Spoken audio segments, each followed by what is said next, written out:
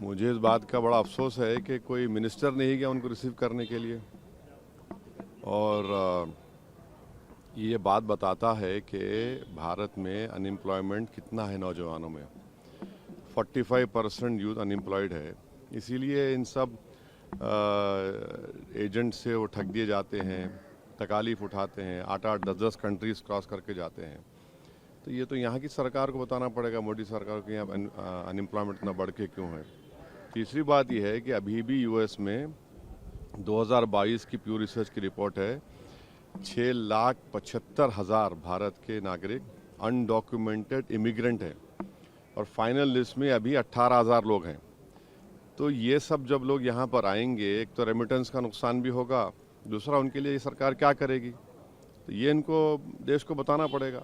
और फिर ये जो पूरे बीजेपी का हर नेता बोलता है वो मोदी जी ने देश का नाम ऐसा कर दिया, विकसित भारत, क्या क्या सुपर पावर हो गया, ये भी क्या हो रहा है फिर ये इस तरह से क्यों उनको एक बेइज्जती से, अनडिग्निफाइड तरीके से उनको लाया जा रहा है।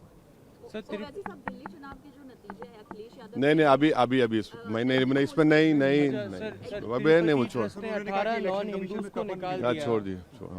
हाँ, 18 नॉन हिंदूज को तिरुपति ट्रस्ट ने निकाल दिया और उनको टेंपल एक्टिविटीज में पार्टिसिपेट नहीं करने दिया जाएगा। देखिए, यही तो तेलुगु देशम के लीडर नारा चंद्रबाबू नायडू को सोचने की ज़रूरत है कि जब वो उनकी पार्टी जॉइंट वर्किंग कमेटी में बीजेपी के इस बिल को, लाए गए बिल को सपोर्ट करती है, जिसमें मुस्लिम स्टेट वक्फ बोर्ड्स में मिनिमम 2 नॉन मुस्लिम, सेंट्रल वक्फ काउंसिल में नॉन मुस्लिम, जब आप आंध्र प्रदेश एंडोमेंट बोर्ड में और टीटीडी में कोई नॉन हिंदू मेंबर तो बन ही नहीं सकता, ना ट्रस्टी बन सकता है, एम्प्लॉयज़ को भी नहीं रख रहे हैं, तो फिर वही फॉलो करिए ना। यहाँ पर आप क्यों बीजेपी का सपोर्ट कर रहे हैं नारा चंद्रबाबू नायडू?